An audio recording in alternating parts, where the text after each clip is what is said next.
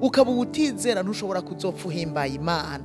Imana izoguma ikubona ikugaya itakunezererewe, ariko abantu bizera n'abantu babahigwe mu nyonga z'Imana. Imana irabanezerererwa, Imana irabakunda, Imana ibaba hafi gose kuko irakunda abantu bizera, kuko nibo bahinduka ibikoresho by'Imana. Burya ntushobora kuba igikoresho cy'Imana utizera. Wewe deja utizera niwe wotangura kubipinga ukavuga ati ibintu binjemwo nibishoboka kweri, ibi bintu numva mu matwi yanje ndumva ko bidashoboka, ndumva ko ibi bintu bitokunda. Wobanza kubipinga wewe nyene. Imana ikorana n'abizera.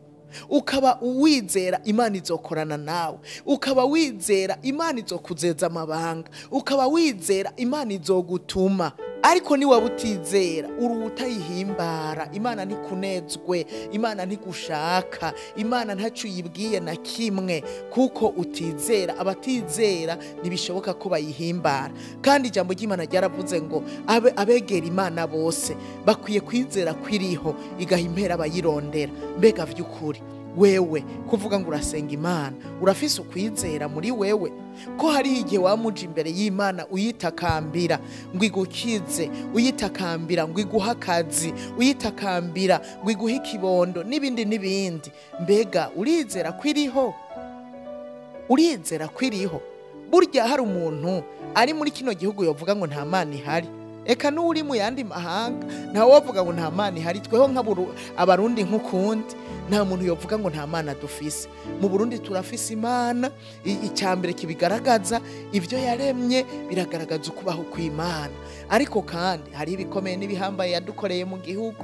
Imana yaradukoreye ibikomeye, Imana yaradukoreye ibihambaye bikomeye. Hari intambara yaturenganije, aya mahoro turimwo ni Imana yayaduhaye. Nta murundi yovuga ngo nta Mana iriho mu gihugu. Irahari. Wewe wegera Imana rero, uyegere uzi kwiriho, uyegere wizera kwiriho, kandi abayegera bose bavyizera kwiriho irabaha impera. Ni wihebure, izoguha impera. Nimba uyegera ari ico yisaba izoguha impera. Wewe uyegere gusa wizeye, uvuga uti Imana urahari kandi urakora. Inzira zawe sindazizi mugabo urazizi, wewe zirenga igihumbi. Sinzi ukugenza mugabo wewe iconzi ni kimwe, urakora. Burya uko niko twari dukwiye kwegera Imana tumeze abasenga Imana. Kwa gusenga kw'imisi yose, iyo dusengera tube tubasengera twizeye, tumenya ngo tubasengeye ikiganza c'Uhoraho kiragenda kikabagerako.